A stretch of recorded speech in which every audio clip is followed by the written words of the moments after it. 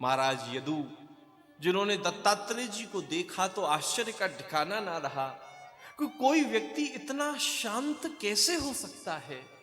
उन्होंने देखा कि महाराज दत्तात्रेय जी महाराज इतने शांत, इतनी मस्ती में, इतनी मौज में। दूर से देखा, यदु उनके पीछे पीछे दौड़े, दत्तात्रेय जी आगे आगे दौड़ रहे हैं, यदु पीछे पीछे दौड़ रहे हैं। महाराज दूर जंगल जंगल दौड़े, पहाड़ों के पीछे पीछे दौड़े, नदियां पार की, वो भी पीछे पीछे दौड़ते गए। आखिर में दत्तात्रेय जी रुके, बोले क्यों पीछे पड़े हो, क्या बात है? बोले मैं आपकी मस्ती का राज जानना चाहता हूं।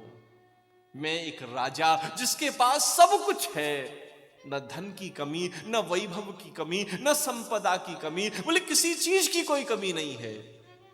लेकिन जो रौनक, जो मस्ती, जो उत्साह, जो ऊर्जा, जो आनंद आपके चेहरे पर देख रहा हूं, मैं उससे कोसों दूर हूं, मुझे बिल्कुल वो प्राप्त नहीं है।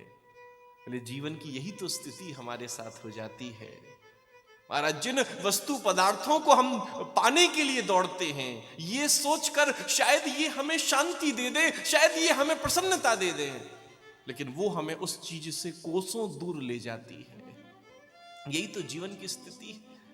एक बहुत बड़ा फिलोसोफर हुआ है, उसने अपने जीवन में जो जो वो चाहता था, उसने उसको एक पेपर पर लिखा कि मुझे जीवन में एक बढ़िया सी गाड़ी मिले, बढ़िया सा मेरा बैंक बैलेंस हो जाए, एक सुंदर सी मेरी पत्नी हो, बढ़िया मेरी नौकरी लग जाए। वो लिखता था उस चीज को, और समय बीता। महाराज उसने एक पर्ची बना रखी थी, मेरी इच्छाओं की लिस्ट। एक दिन उसके शहर में एक संत आए, उस लिस्ट को लेकर वो उनके पास पहुंचा। उस लिस्ट में उसने लिखा हुआ था, ये मिलने से मुझे मन में खुशी मिलेगी। उसने वो पर्ची उनको दी।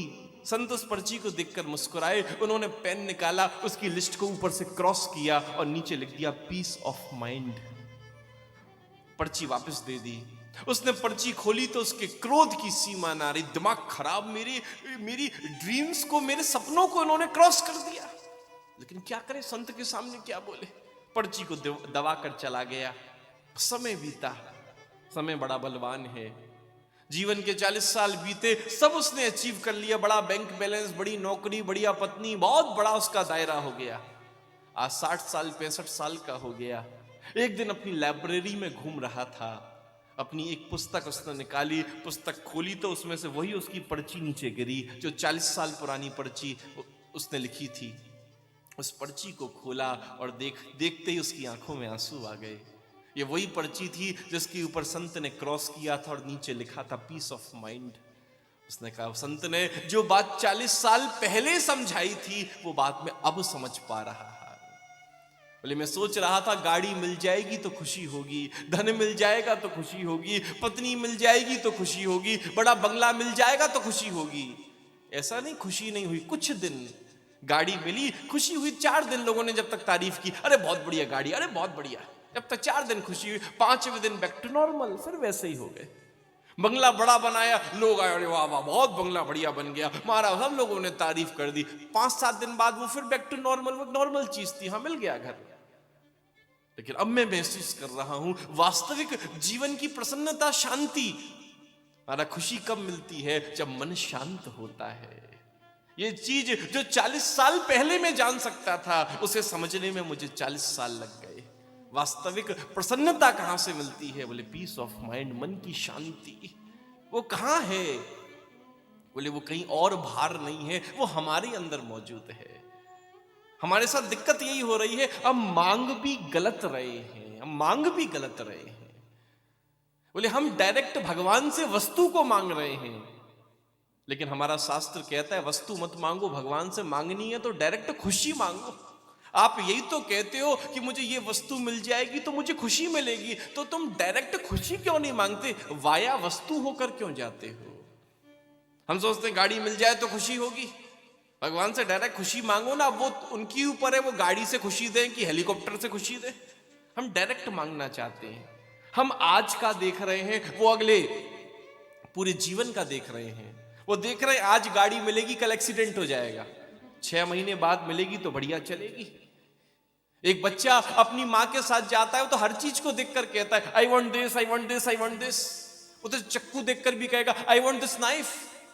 एक बुद्धिमान मां कौन है जो विचार करे what is good for him and what is bad for him. वो तो हर चीज को देखकर मांगेगा। तो हमारा भी स्वभाव ऐसा ही है, हम भी हर चीज को देखकर मांग रहे हैं। लेकिन भैया ठाकुर विचार कर रहे हैं इसके लिए अच्छा क्या है, इसके लिए बुरा क्या है। इसीलिए हमारा शास्त्र कहता है बोले भगवान से क्या मांगो और कैसे मांगो। तो नारद जी ने बड़ा सुंदर सूत्र दिया है। बोले क्या मांगो कैसे मांगो। बोले मांगना है तो एक ही बात मांगो। बोले जेहि विधिनाथ होय हित मोरा। बोले जिस विधि से मेरा हित हो जाए, जिससे हमारे परिवार में शांति बनी रहे, मेरे चेहरे पर मुस्कुराहट बना रहे, जिसमें जीवन में आनंद बना रहे, वो काम करना। भगवान के ऊपर छोड़ो ना बाकी चीजों को। अब ये उनकी जिम्मेदारी है कि आपके जीवन में खुशी कैसे बनी रहे। हम डायरेक्ट वस्तुओं को क्यों मांग रहे हैं। हनुमान नारद जी पहुंचे थे उनके पास, हरिमुख दे दो, मैं शादी करना विवाह करना चाहता हूं।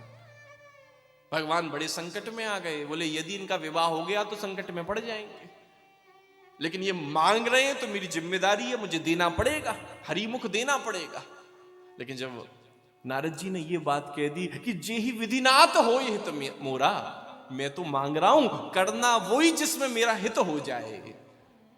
सही उन्होंने महाराज वानर मुख दे दिया। बोले इसी में हित है, विवाह कर दिया चक्कर में फंस जाओगे।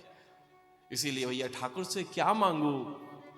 बोले वही मांगो कि हमारे जीवन में वो शांति बनी रहे, वो प्रसन्नता बनी रहे, हमारा भजन बना रहे।